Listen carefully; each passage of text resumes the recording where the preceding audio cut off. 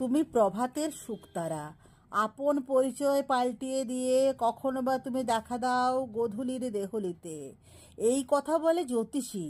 সূর্যাস্ত বেলায় মিলনের দিগন্তে রক্ত অবগুণ্ঠনের নিচে শুভদৃষ্টির প্রদীপ তোমার জালো সাহানার সুরে।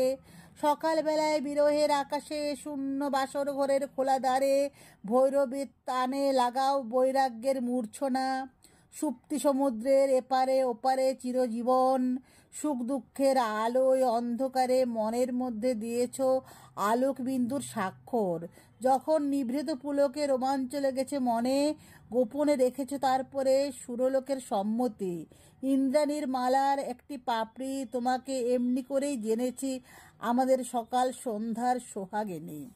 পণ্ডিত তোমাকে বলে শুক্র গ্রহ, বলে আপন সুদীর্ঘ কক্ষে তুমি বৃহৎ, তুমি বেগবান, তুমি মহিমান্বিত। সূর্য বন্দনার প্রদক্ষিণ পথে তুমি পৃথিবীর সহযাত্রী। রবিরশ্মি গ্রথিত দিনরত্নের মালা দুলছে তোমার কণ্ঠে। যে মহাযুগের বিপুল ক্ষেত্রে তোমার নিগূঢ় জগৎ ব্যাপার, সেখানে তুমি স্বতন্ত্র, সেখানে সুদূর, সেখানে লক্ষ কোটি বৎসর আপনার জনহীন রহস্যে তুমি অবগুণ্ঠিত। আজ আসন্ন রজনীর প্রান্তে কবিচিত্তে যখন জাগিয়ে তুলেছ নিঃশব্দ শান্তিবাণী, সেই মুহূর্তে আমাদের অজ্ঞাত ঋতু পর্যায়ের আবর্তন তোমার জলে স্থলে বাষ্পমণ্ডলীতে রচনা করেছে সৃষ্টি বৈচিত্র্য।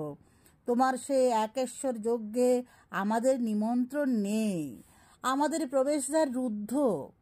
হে পণ্ডিতের গ্রহ, তুমি জ্যোতিষের সত্য, সে কথা মানবই।